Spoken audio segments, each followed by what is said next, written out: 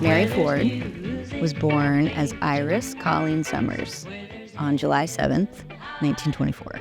She started out singing in church with her family. She came from a musical family, and those songs could be heard on local Christian radio stations. So that kind of led her into joining the all-female vocal group called the Sunshine Girls. They were backup singers to a male country star. She started to make a name for herself before she met Les Paul. She was one of those people that if she wanted to do something, she did it, which in the 40s and the 50s, that was rare because women were very much in the shadows. For a woman to say, I have talent, I'm going to chase it, here I go, that's incredible. And that was the start of Mary Ford's undeniable legacy. Les became familiar with Mary and was really excited about her vocal range and her guitar skills. So from there, they formed the Les Paul and Mary Ford duo. And they created the Les Paul and Mary Ford Show, which aired on NBC. I'm Alabama bound. There'll be no heebie-jeebies hanging around. Just gave the meanest ticket man on earth all the world. The Les Paul and Mary Ford Show being broadcast in people's homes was something entirely new. They essentially changed and reshaped the landscape of American music because they blended all types of genres, jazz, pop, and country together, and they created this new sound. It was incredibly innovative at the time. I got a little wife, she's the joy of my life. There's no place like home. I got a little house that I call my own. Les played all of these incredible licks.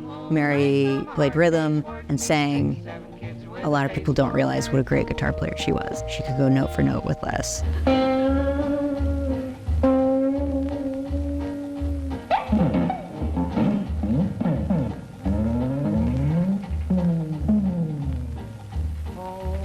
Sweet, sweet. The rhythm parts weren't easy, but she would fuse, like jazz, pop, and country rhythm parts to support his lead parts, which is really innovative.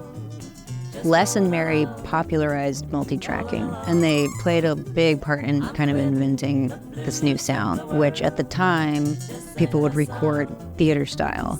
So, they'd be a foot or more away from the mic. The thing I love about Mary's vocals is that she stepped right up to the mic. To me, that says, this is me, listen, I have something to say. The close miking technique with the multi-tracking, she would layer up her harmonies, and she had this incredible ability to harmonize with herself. Okay, fine. All set, Mary? Give me a G chord. All right. Somewhere there's music, how faint the tune. Somewhere there's heaven, how high the moon. Huh. Now I'll add a tenor part to that. All right. Wait a minute. You're on. Okay. Somewhere there's music, how faint the tune. Somewhere there's They would layer up sometimes 24 tracks, and it sounded like a huge choir, and everybody was shocked, like, oh my God, this is this new sound, and that's what they called it, the new sound. It was like a showcase of like her independence, like, I'll do all the parts, don't worry, I got it. And it's like, wow, like that's inspiring. The Les Paul and Mary Ford Show was a complete paradigm shift. You hadn't seen a woman be in the limelight in the same starring role as a man yet. And the bravery and the courage that Mary had to do that is something that has inspired generations. I mean, there's so much power in that. Mary didn't get her recognition while she was alive. Now that Gibson's doing a signature guitar for her, that's a really special nod to her success and her legacy. She left such an imprint on the world and in music and to women. This is the Mary Ford Les Paul Standard Goldtop. It's beautiful, it's bold and elegant, just like Mary Ford was. I'm going to play one of Les Paul and Mary Ford's hits called Sitting on Top of the World on this guitar. I'm going to play both the rhythm and the lead part. So I'll play Mary's part and then use their technique of multi-tracking with a looper pedal to play Les Paul's lead part. So here's Sitting on Top of the World.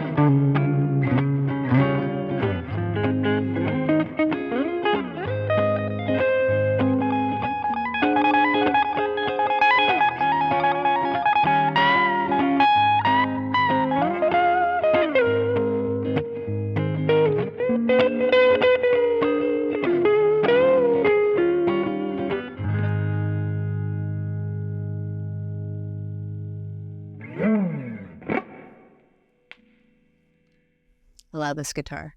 I got lost in it.